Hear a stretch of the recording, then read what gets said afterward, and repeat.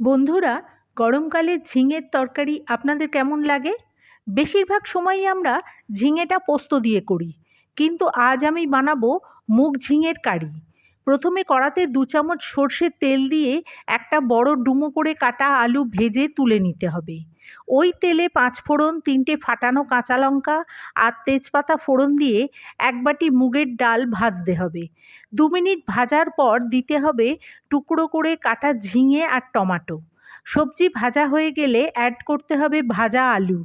এরপর পর্যায়ক্রমে নুন, হলুদ, কাশ্মীরি মির্চ, ধনে জিরের গুঁড়ো আর গ্রেট করা আদা দিয়ে কষিয়ে পরিমাণ মতো গরম জল দিয়ে ঢাকা চাপা দিয়ে সেদ্ধ হতে দিতে হবে। মিনিট 7-8 পর ডাল সবজি সব সেদ্ধ হয়ে গেলে 2 চামচ চিনি, গরম মশলা আর 1 চামচ ঘি দিয়ে ভালোভাবে নাড়তে হবে। এরপর হাফ কাপ নারকেল কোড়া দিয়ে নাবালেই প্রস্তুত মুগ ঝিঙের সুন্দর কারি।